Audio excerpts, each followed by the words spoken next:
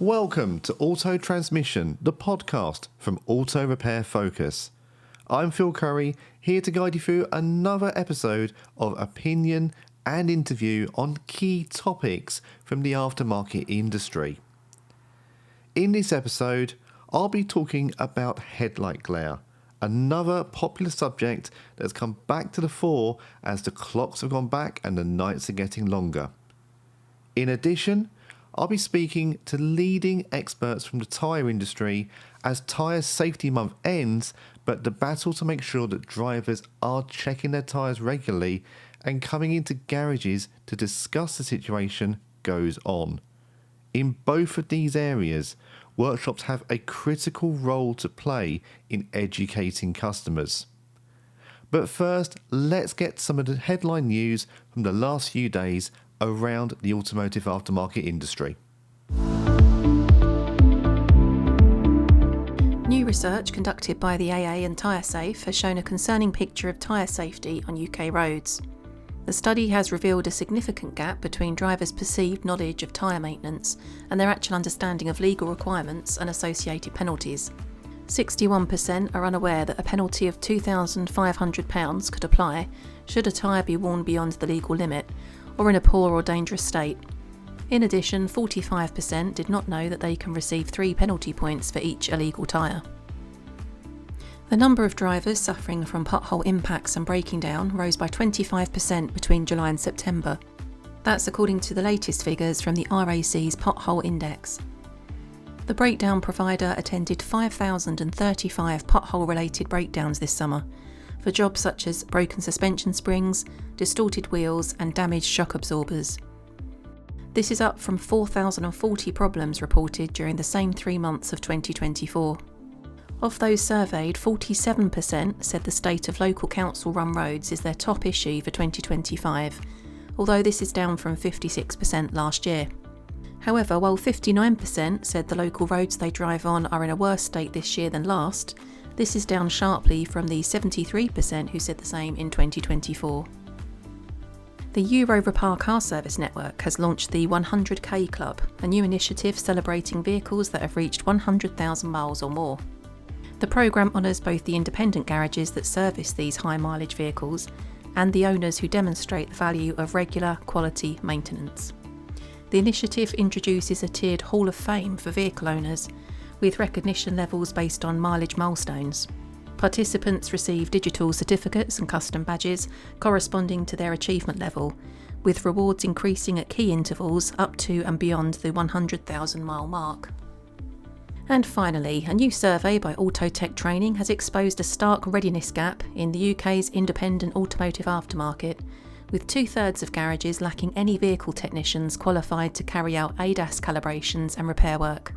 More of half of respondents either outsource this work at a cost of up to £300 per vehicle or do not offer it at all, while just 17.5% plan to invest in ADAS training over the next 12 months. Significantly, every single garage that does not currently offer ADAS calibration selected not applicable when asked why they do not provide this service. This strongly suggests that customers are unaware of ADAS calibration, highlighting a serious gap in public understanding of these essential safety systems.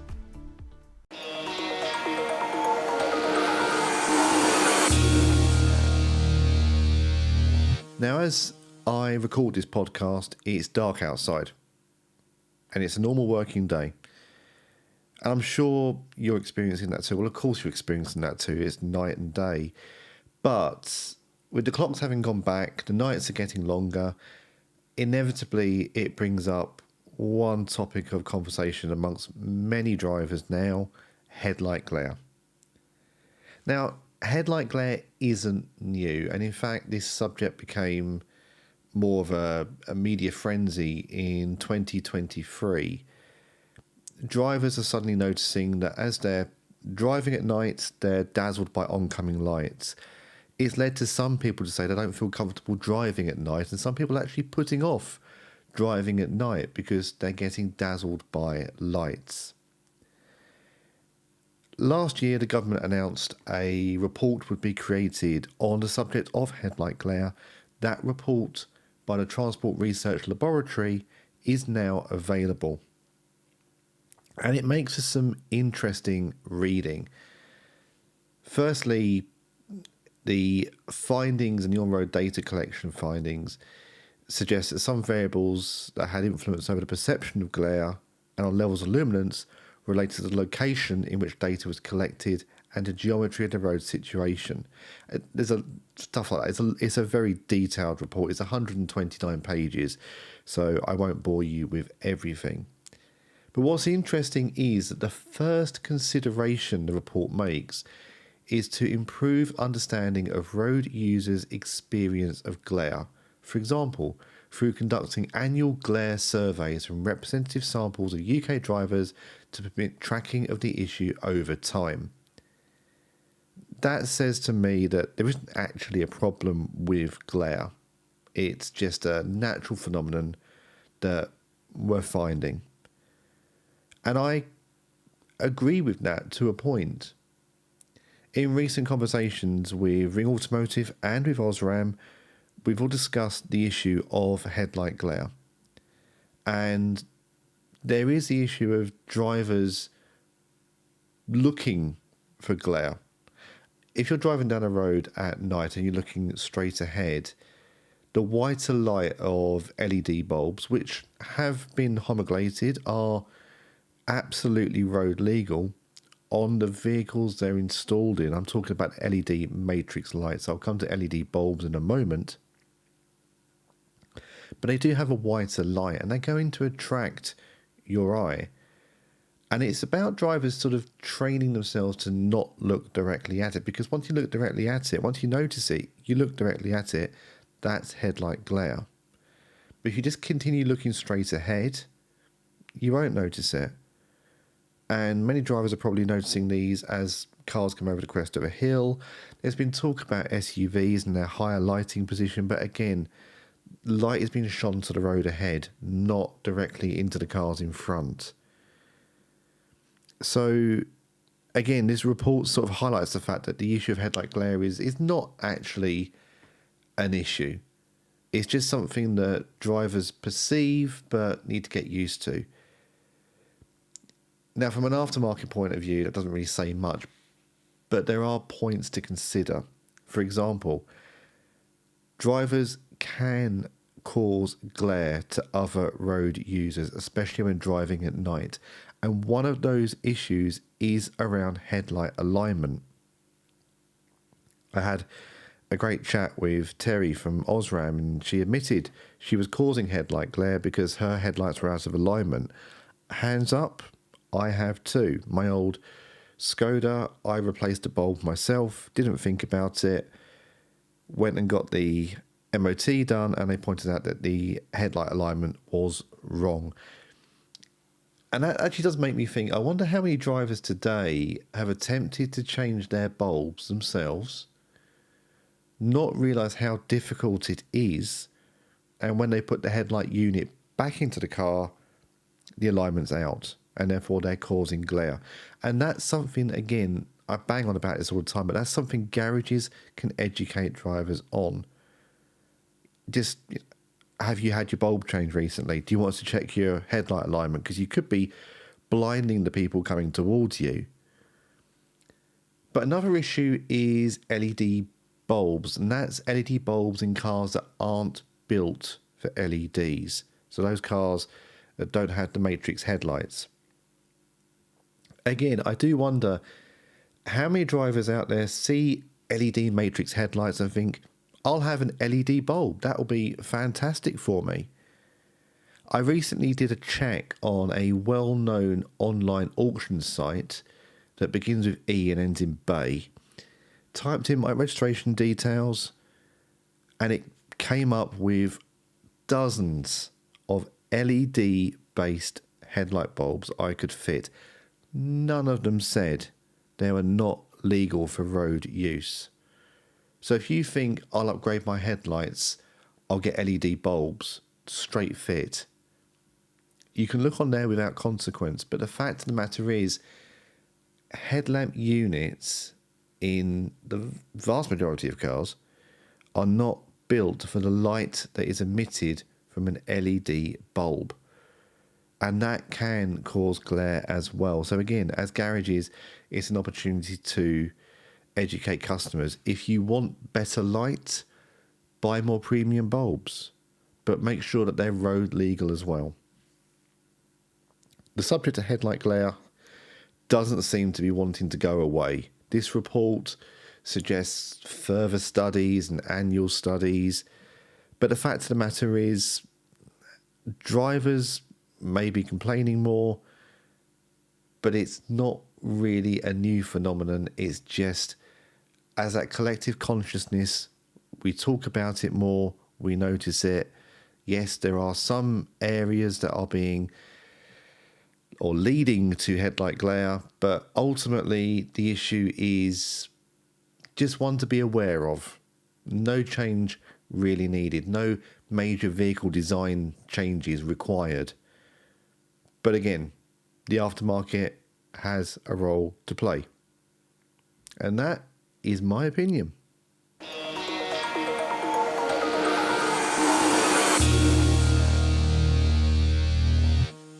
October was Tyre Safety Month, an annual month of awareness organised by road safety charity Tyresafe to increase awareness amongst drivers that they need to be checking their tyres, they need to be replacing worn tyres, they need to ensure that these contact patches, the only contact patches between a car and the road, are safe to use. Now it's November, so why am I still talking about tyres?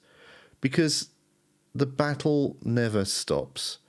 Yes, October is a month of awareness, but millions of drivers are neglecting tyre safety, as seen in recent MOT data.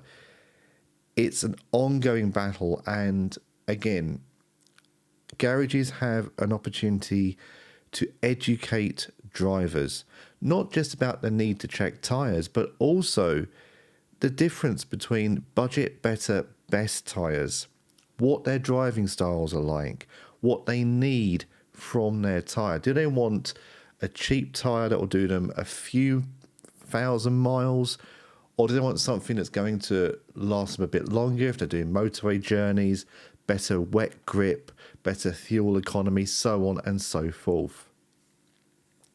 I recently caught up with Sophie Lyden, the tyre lady, to discuss the tyre market.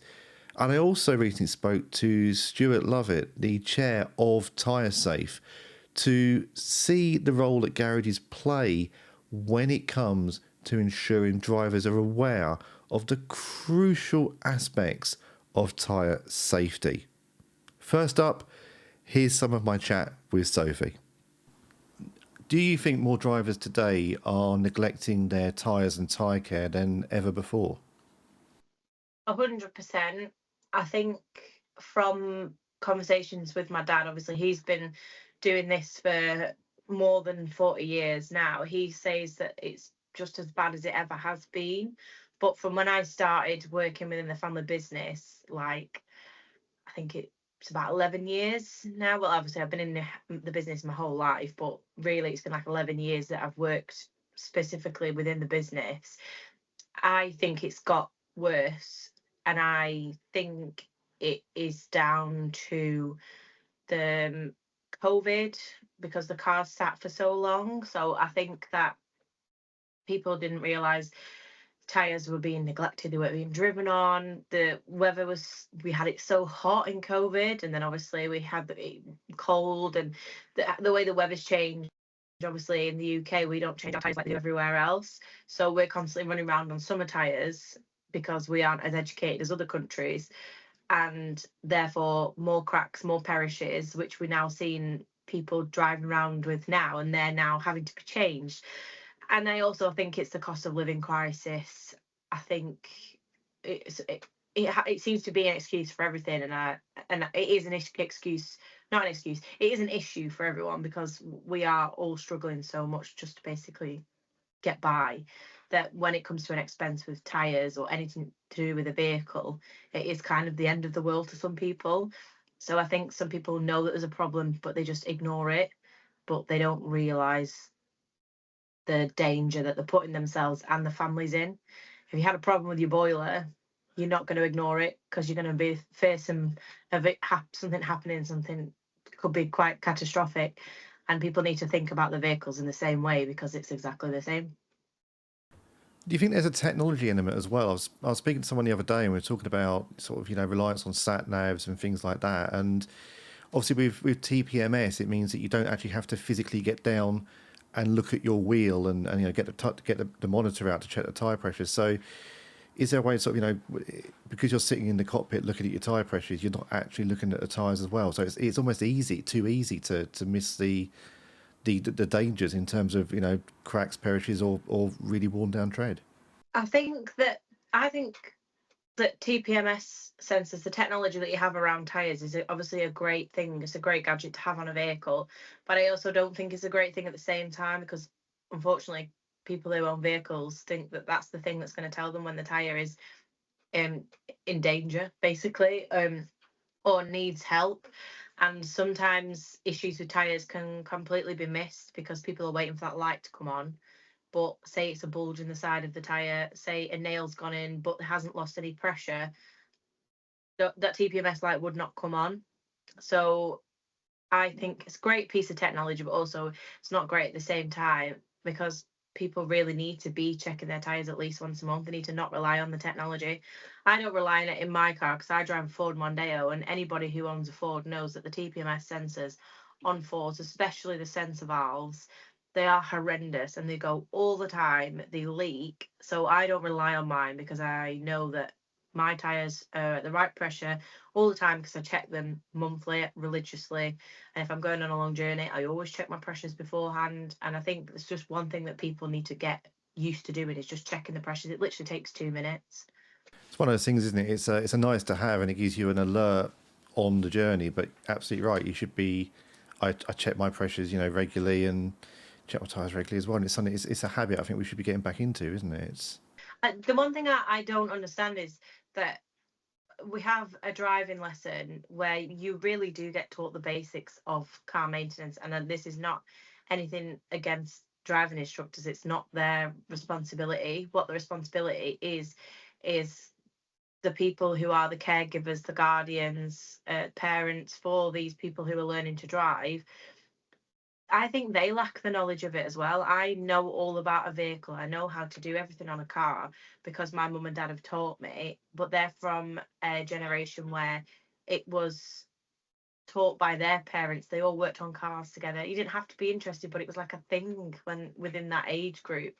Whereas now, most vehicles are so super tech. They're like expensive, they're finance, they're all that kind of stuff that parents like, don't touch my car, please don't do anything with it. So I think we lack a little bit of generational education at the moment, and it's one thing that why I try and do as much as I can on social media, try and educate people about the issues, because maybe I could be that big sister that kind of teaches them how to check tires. I mean, on that, I'll jump a couple of questions forward and come back. I mean, some of the stuff you've posted, I mean, is there anything that still shocks you these days? I don't think there is. I think that, well, actually, I'd say yeah, because when we get tyres that are completely bald across the whole tyre, that always baffles my brain how the driver's never seen it. It's so common to see tyres with cords exposed on the inside or outside edge because people don't understand what it is.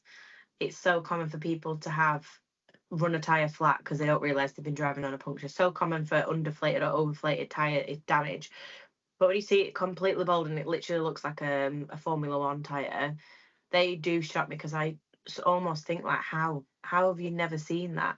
And like the one I posted the other day of the huge bulge in the side of the tyre, again, I know not everybody gets down and looks at the inside of the tyre, so it's hard to see that. And I think sometimes that shocks me, that how has that tyre actually managed to keep going? I don't think it's actually the defect, how it's defective, that shocks me. I think that shocks me is how the hell that tyre's actually managed to survive. Yeah, I can understand that one. I've seen some shockers as well. And stuff you post, I mean, really, it really baffles me. It really does. So going back to to garages, should garages be checking? Obviously, the reliance has to be on the driver. They should be educated and informed. I'll come to that in a second. But in terms of garages, should garages be checking where possible every tyre that comes into no matter what the work or the job load is? Just having a quick inspection if the car's on the ramp or jacked up or something like that. Should they really be looking as well, just to help that safety aspect? 100%. It's not just a safety aspect. I think for the garages that have that vehicle in, it's also an upsell. I know people might not like to hear that word in this trade because everyone thinks we're cowboys for some reason, but for garage owners, there is part of the market there that they're missing out on, and if they don't sell tyres, that's a good chunk of the trade that they are missing, just because everybody always needs them. It's the only point of contact with the road. And if you was to call a customer and say your tyre is knackered, like it needs a new one, that customer kind of has to have that done. And any garage that's doing work on a vehicle that's got bald or defective tyres, they shouldn't be letting that car drive away. I know we don't have any legality to hold someone's car, but from a safety aspect, they really should be put on that customer that your vehicle is not safe. Would you like to put this money that you're trying to do for a service or an MOT towards some tyres and then come back, in 2 weeks when you can afford to do the rest of it, which is one thing we do always say to our customers.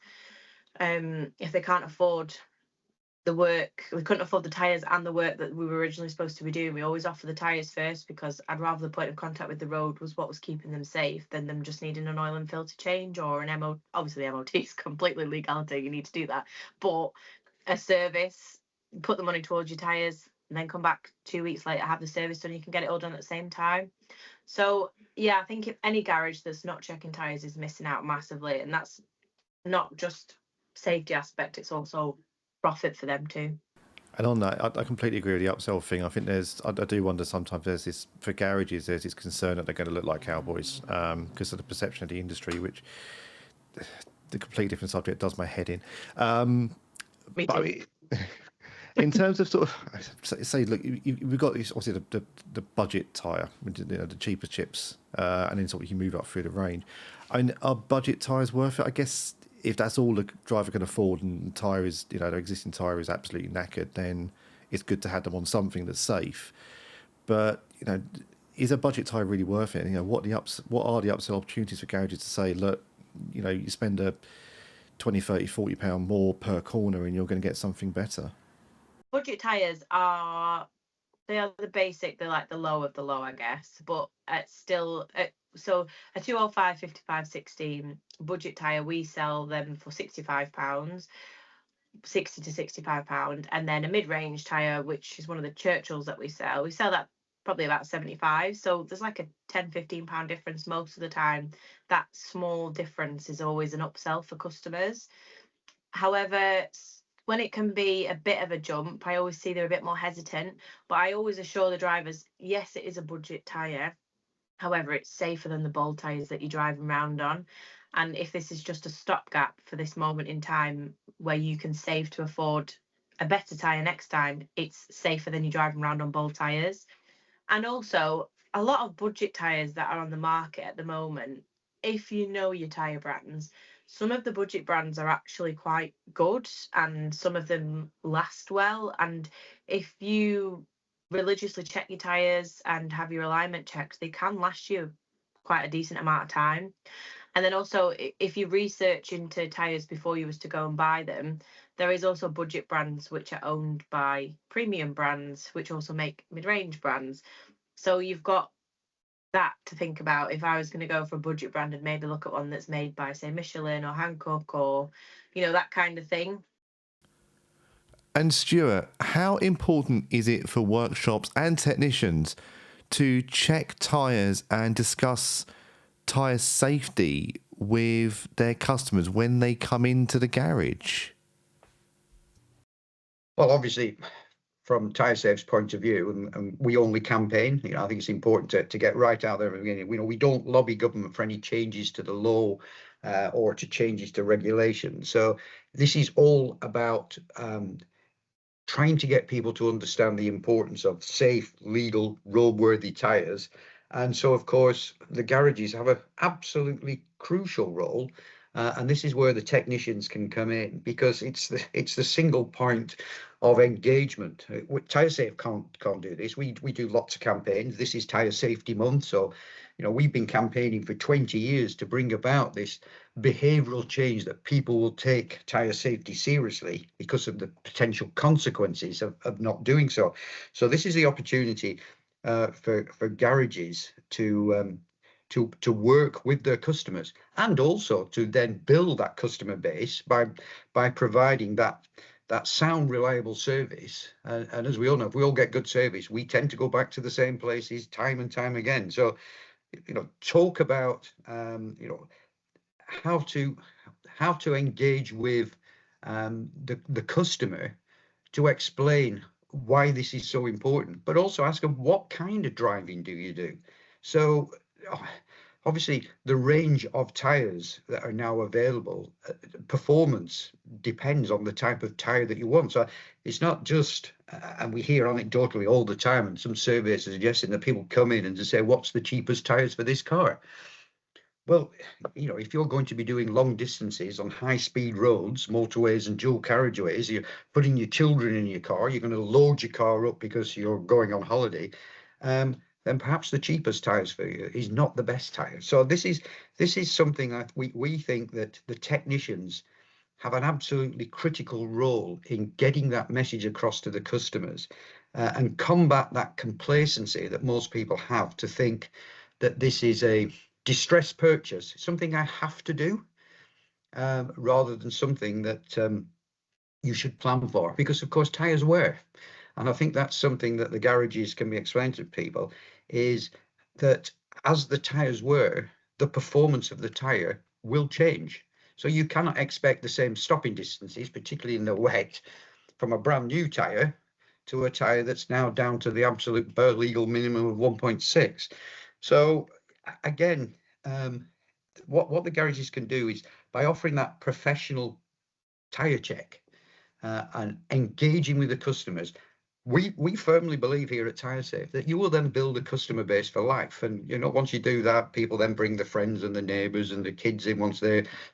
So this is a superb way of helping to work with your local community and serve your local community and help keep them safe. And I mean, when it comes, obviously, you mentioned about the high speed, the roads, everything like that. And what else can garages tell their customers to ensure that they check their tyres to make sure they're safe? So the existing tyres in the car might be, you might have 4 mil of tread left. So but you're getting close to that point, that 3 mil tipping point.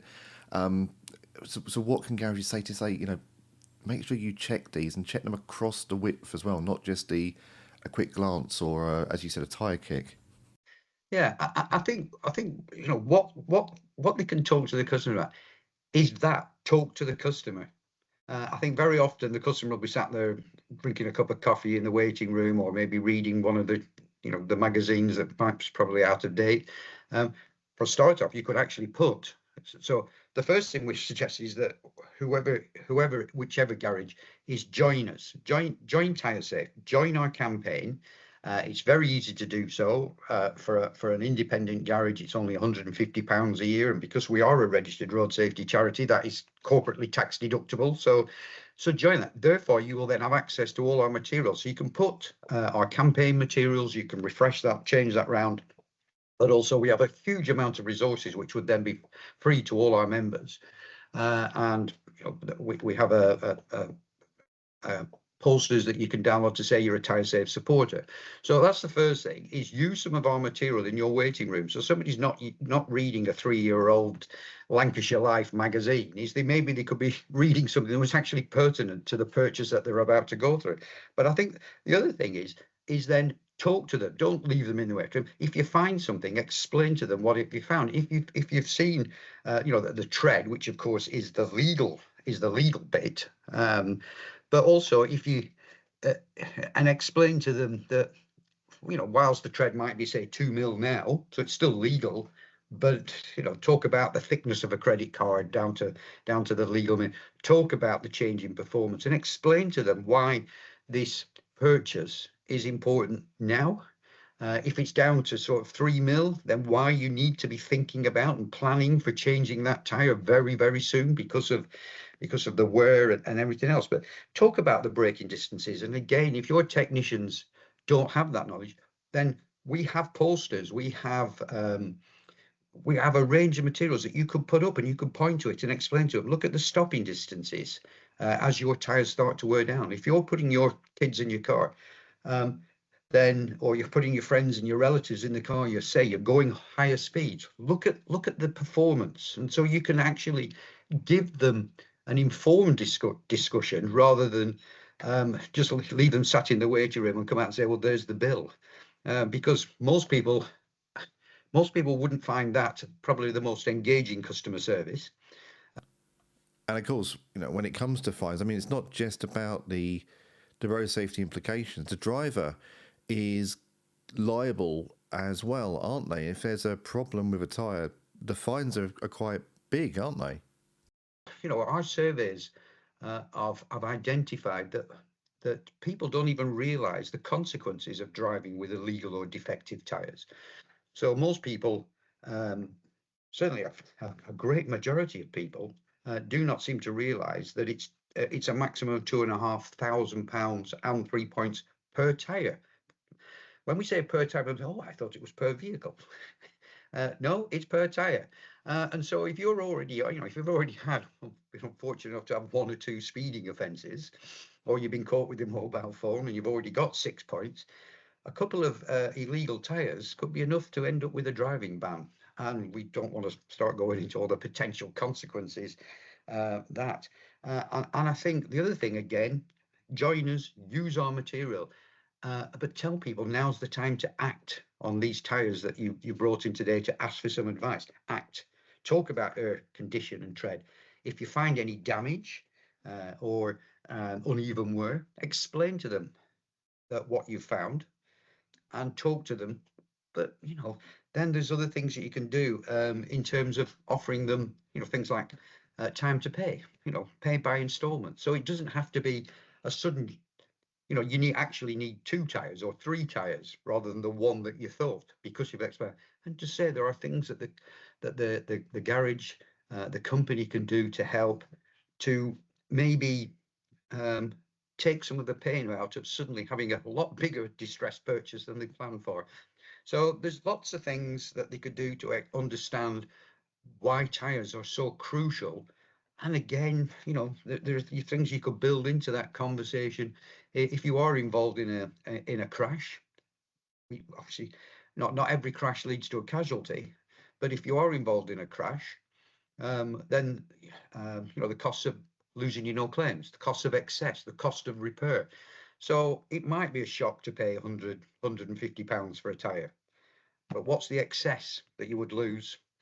How much would your insurance premium go up if your tyres cannot stop you in time? So it might be a purchase here, but it could be something that could save you money in the long term. So there's lots of conversations that, with a little bit of training, a little bit of thought, you can build all this in as part of the company's CPD for their technicians. Talk to them about why it's important to engage that customer and explain to them that they have choices and help them to make the right choices. So there you have it. Garages have a crucial role to play in tyre safety. Drivers just are not thinking about their cars in the same way. They're using them as tools to get from A to B. There's no pride, no passion in keeping your car on the road for a long period anymore. So if drivers aren't thinking about it, garages have to. And it offers opportunities. That conversation can start customer relations. It's not just about the upsell. It's not just about the safety. It's about that customer relationship, and building that leads to everything else. And as I mentioned, the perception of the industry really, really bugs me. But ultimately, you're not selling tyres, you're selling safety. So that's the lead point to make. And it's whether you're seen as a rip-off merchant or not, if a customer thinks you're trying to be too pushy, you're trying to upsell them unnecessarily, they're probably not worth dealing with in the first place. Those customers that listen and that respect opinion and want to make a decision based around that, they're the customers that are going to keep coming back. So when it comes to tyre safety, garages have to take the lead. But ultimately, we can't compromise on tyre safety.